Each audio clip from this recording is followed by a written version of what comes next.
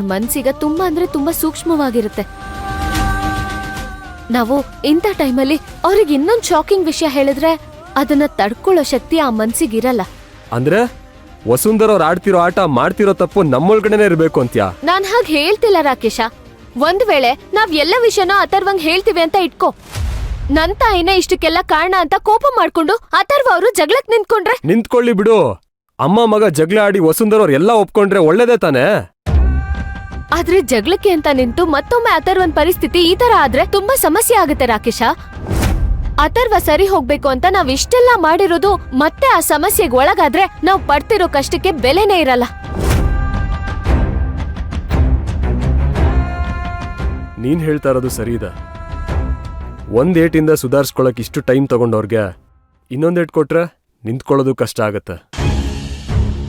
ಹೌದು, ಅದಕ್ಕೆ ಎಲ್ಲ ಸಮಸ್ಯೆಗಳು ಕ್ಲಿಯರ್ ಆಗಿ ನಾವ್ ಅನ್ಕೊಂಡ್ ಹಾಗೆ ಅಥರ್ವ ಹಾಗೆ ಅಕ್ಕನ್ ಮದ್ವೆ ಆಗತ್ತೆ. ಸರಿ ಭೈರವಿ, ನಿನ್ ಮಾತಲ್ ಸತ್ಯ ಇದೆ.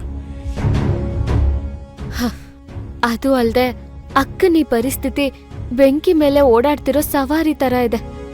ಮದ್ವೆ ಆಗಿಲ್ಲ, ಕತ್ತಲ್ ತಾಳಿ ಇಲ್ಲ, ಹಾಗೆ ಒಡಲಲ್ಲಿ ಕಂದಮ್ಮನಿಟ್ಕೊಂಡು ಲೋಕದ ಅರಿವೇ ಇಲ್ದೇ ಇರೋ ತರ ಇದ್ದಾಳೆ.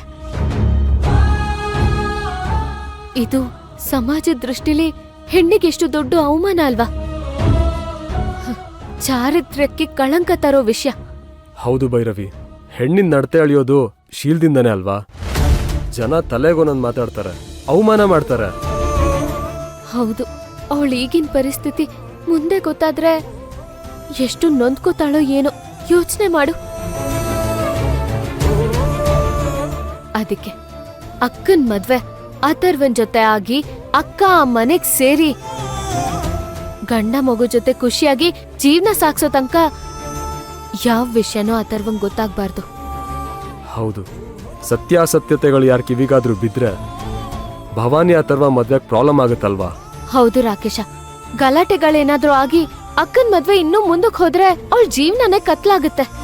ಆಮೇಲೆ ಆ ನೋವಿಂದ ಅವಳು ಹೊರಗಡೆ ಬರಕ್ಕೆ ಅವಳಿಗಿನ್ನೂ ಕಷ್ಟ ಆಗುತ್ತೆ. ಸರಿ ಭೈರವಿ, ನನ್ಗೆ ಅರ್ಥ ಆಯ್ತು.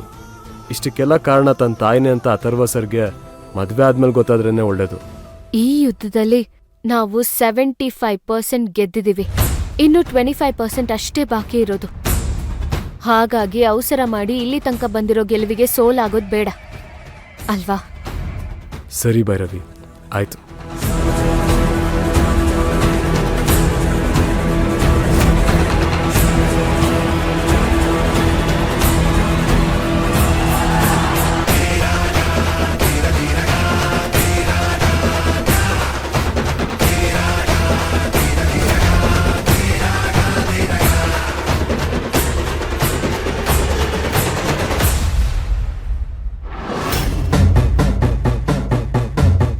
ಅಯ್ಯೋ ಯಜಮಾನ್ರೆ, ಇದೇನಿದು?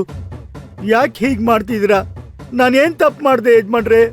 ನಾನು ನಿನ್ನ ಯಜಮಾನ, ನಾನೇನ್ ಬೇಕಾದ್ರೂ ಮಾಡ್ತೀನಿ, ಅದನ್ನ ಕೇಳೋ ಹಕ್ಕು ನಿನಗಿಲ್ಲ.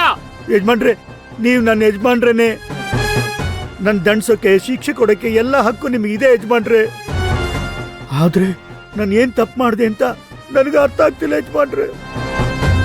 ನನ್ನಿಂದ ಏನ್ ತಪ್ಪಾಗಿದೆ ಅದನ್ನಾದ್ರೂ ಹೇಳಿ ಯಜಮಾನ್ರೆ. ಮುಚ್ಚ ಬಾಯಿ ಸಾಕು. ಅಲ್ಲಿ ನೋಡಿದ್ರೆ ಅವನ್ ಪ್ರಶ್ನೆ ಮಾಡ್ತಾನೆ, ಇಲ್ಲಿ ನೀನು. ನನಗೆ ಪ್ರಶ್ನೆ ಮಾಡೋರು ದೊಡ್ಡವರಾಗ್ಬಿಟ್ರ ನೀವೆಲ್ಲ? ಇಲ್ಲ ಇಲ್ಲ ಯಜಮಾನ್ರೆ, ಉತ್ತರ ಕೊಡ್ಬೇಕೇನ? ಉತ್ತರ ಉತ್ತರನ ಬೇಕೇನ? ಉತ್ತರ ಉತ್ತರ ಕೇಳ್ತೀಯ, ಪ್ರಶ್ನೆ ಕೇಳ್ತೀಯ? ಅಯ್ಯೋ ಬೇಡಿ, ನೋವು ತಡೆಯಕ್ಕಾಗ್ತಿಲ್ಲ. ಅಯ್ಯೋ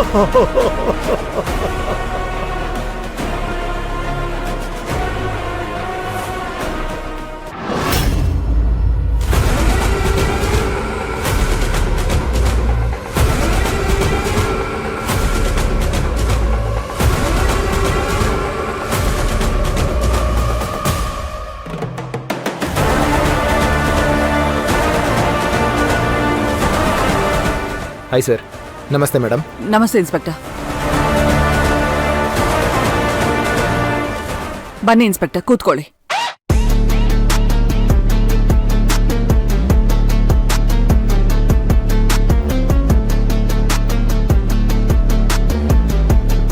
ಇದೇನು ಓಂಕಾರ್, ಪೊಲೀಸ್ ಮನೆಗ್ ಬಂದಿದ್ದಾರೆ. ಅಥರ್ವ ಏನಾದ್ರೂ ಸಿಕ್ಕದ್ನಾ? ಈಗ ನಮ್ ಬಂಡವಾಳ ಎಲ್ಲ ಹೊರಗ್ ಬರತ್ತೆ. ಹಾಗೇನಾದ್ರೂ ಆದ್ರೆ ಎಲ್ಲ ಆಸೆ ಬಿಟ್ಟು ಊಟ ಬಟ್ಟೆಲೆ ಊರ್ ಬಿಡ್ಬೇಕಾಗತ್ತೆ. ಸ್ವಲ್ಪ ಸುಮ್ಮನೆ ನಿಂತ್ಕೋತೀಯಾ?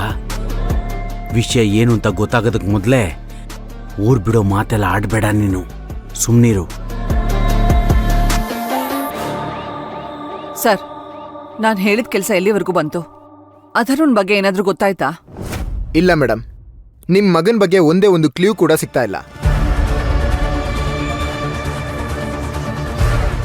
ಹಾಗಾಗಿ ಅವರನ್ನ ಟ್ರೇಸ್ ಮಾಡೋಕ್ ಆಗ್ತಾ ಇಲ್ಲ ಮೇಡಮ್.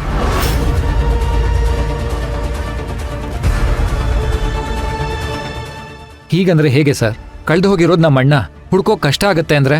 ಹೌದು ಸರ್, ಅವರು ಮನೆಯಿಂದ ಹೊರಗಡೆ ಹೋಗಿದ್ದಾರೆ ಅನ್ನೋ ವಿಷಯ ಮಾತ್ರ ಗೊತ್ತಾಗ್ತಿದೆ.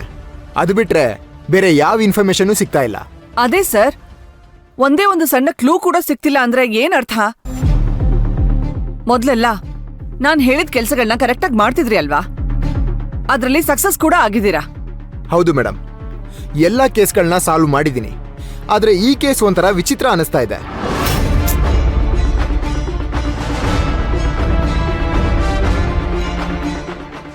ಆಕ್ಚುಲಿ ಹಾಗೆ ಹೇಳಬೇಕು ಅಂದ್ರೆ ನಿಮ್ಮ ಮಗ ಅಥರ್ವ ಅವರು ನಿಮ್ಮನೆ ರೋಡ್ ಕ್ರಾಸ್ ಮಾಡಿ ಹೋಗಿದ್ದಾರೆ ಅನ್ನೋದಕ್ಕೆ ಯಾವುದೇ ರೀತಿ ಸಾಕ್ಷಿ ಸಿಗ್ತಾ ಇಲ್ಲ ಮೇಡಮ್. ಸರ್, ನಾವು ಕೂಡ ಎಲ್ಲ ಕಡೆ ಹುಡುಕಿದ್ವಿ, ಆದ್ರೆ ಎಲ್ಲೂ ಅಣ್ಣನ ಸುಳಿವೇ ಇಲ್ಲ ಸರ್. ಅದಕ್ಕೆ ನಿಮ್ಮ ಹತ್ರ ಅನ್ಅಫಿಷಿಯಲ್ ಆಗಿ ಏನಾದ್ರೂ ಮಾಡಿ ಹುಡುಕ್ಸ್ಕೊಡಿ ಎಂದಿದ್ದು. ಹೌದು ಸರ್, ಅದು ನಂಗೂ ಅರ್ಥ ಆಗುತ್ತೆ. ಆದ್ರೆ ಒಂದೇ ಒಂದು ಚಿಕ್ಕ ಕ್ಲೂ ಕೂಡ ಸಿಕ್ಕಿಲ್ಲ ಅಂದ್ರೆ ನಾವು ಹೇಗೆ ವರ್ಕ್ ಮಾಡೋಕ್ಕಾಗುತ್ತೆ ನೀವೇ ಹೇಳಿ? ನಿಮ್ಗೆ ಅಷ್ಟೊಂದು ಪವರ್ ಇರುವಾಗ ನನ್ ಮಗನ್ ಹುಡುಕೋದಕ್ಕೆ ಅಷ್ಟೊಂದು ಕಷ್ಟ ಆಗ್ತಿದೆ ಅಂದ್ರೆ ನೀವು ಪ್ರಾಮಾಣಿಕವಾಗಿ ಪ್ರಯತ್ನ ಪಡ್ತಾ ಇಲ್ಲ ಅನ್ಸುತ್ತೆ. ಸಾಕ್ ನಿಲ್ಸಿ ಮೇಡಮ್, ನೀವ್ ಈ ರೀತಿ ನನ್ನ ವೃತ್ತಿ ಬಗ್ಗೆ ಸಂಶಯ ಪಡಬೇಡಿ.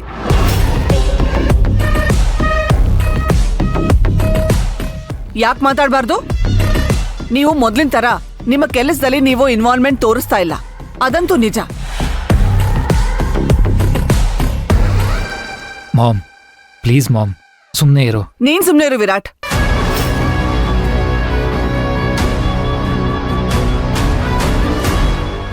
ಏನು ಓಂಕಾರ್, ನಿಮ್ ಅಕ್ಕ ಎಲ್ರ ಹತ್ರನೂ ಒಂದೇ ತರ ಮಾತಾಡ್ತಾರೆ. ಪೊಲೀಸ್ ಅನ್ನೋ ಕಾಮನ್ ಸೆನ್ಸೇ ಇಲ್ವಲ್ಲ? ಎಲ್ರೂ ತನ್ನ ಕೈ ಕೆಳಗಿರೋರು ಅಂತ ಅನ್ಕೊಂಡು ಸವಾರಿ ಮಾಡಕ್ ನೋಡ್ತಾಳೆ. ನಾವೇನೋ ಮನೆಯವರು ಕೇಳ್ತೀವಿ, ಬೇರೆಯವರೆಲ್ಲ ಕೇಳ್ತಾರಾ? ಪ್ಲೀಸ್ ಮೇಡಮ್, ಮತ್ತೆ ಈ ರೀತಿ ಮಾತಾಡಬೇಡಿ. ನಿಮ್ಮ ಬಗ್ಗೆ, ನಿಮ್ಮ ಕುಟುಂಬದ ಬಗ್ಗೆ ನಮಗೆ ಅಪಾರವಾದ ರೆಸ್ಪೆಕ್ಟ್ ಇದೆ. ನಾನು ನನ್ನ ಸ್ವಂತ ರಿಸ್ಕ್ ತಗೊಂಡು ನಿಮ್ಮ ಮಗ ಅಥರ್ವ ಅವ್ರನ್ನ ಹುಡ್ಕೋ ಕೆಲಸ ಮಾಡ್ತೀನಿ. ನಾನು ನಿಮ್ಗೆ ಈ ಕೆಲಸ ವಹಿಸಿ ಎಷ್ಟು ದಿನ ಆಯ್ತು? ಇನ್ನು ನೀವಿದೇ ಹೇಳ್ತಾ ಇದ್ರೆ ನಿಮ್ಮ ಹತ್ರ ಕೆಲಸ ಆಗುತ್ತೆ ಅನ್ನೋ ಗ್ಯಾರಂಟಿ ಏನು? ನೋಡಿ ಮೇಡಮ್, ನೀವು ಅಫಿಷಿಯಲ್ ಆಗಿ ಕಂಪ್ಲೇಂಟ್ ಕೊಟ್ಟಿದ್ರೆ ನಿಮ್ಮ ಮಗ ಅಥರ್ವ ಅವ್ರ ಫೋಟೋನ ಎಲ್ಲ ಸ್ಟೇಷನ್ಸ್ಗೂ ಕಳಿಸಿ ಅವ್ರು ಯಾವುದೇ ಮೂಲೆಯಲ್ಲಿದ್ರು ಹುಡುಕಿ ಕೊಡ್ತಾ ಇದ್ದೆ. ಆದ್ರೆ ನೀವು ಹಾಗೆ ಮಾಡ್ಲಿಲ್ವಲ್ಲ. ಅಂದ್ರೆ ನಂದೇ ತಪ್ಪು ಅಂತೀರಾ? ಕಂಪ್ಲೇಂಟ್ ಕೊಡಕ್ ಆಗಲ್ಲ ಅಂತ ತಾನೆ ನಿಮ್ಮ ಹತ್ರ ಪರ್ಸನಲ್ ಆಗಿ ಹೇಳಿದ್ದು. ನೋಡಿ ಮೇಡಮ್, ನೀವು ಕಂಪ್ಲೇಂಟ್ ಕೊಡಕ್ ಆಗಲ್ಲ, ಅನ್ಅಫಿಷಿಯಲ್ ಆಗಿ ಹುಡುಕೊಡಿ ಅಂತ ಹೇಳಿದಕ್ಕೆ ಇಷ್ಟು ಕಷ್ಟ ಆಗ್ತಿದೆ ಮೇಡಮ್. ಕಷ್ಟ ಆಗುತ್ತೆ ಅಂತ ನೀವು ಅವತ್ತೇ ಹೇಳಿದಿದ್ರೆ ಇಷ್ಟೆಲ್ಲ ಟೈಮ್ ವೇಸ್ಟ್ ಆಗ್ತಾನೆ ಇರ್ಲಿಲ್ಲ. ಸುಮ್ನಿರೆ ವಸುಂಧ್ರಾ,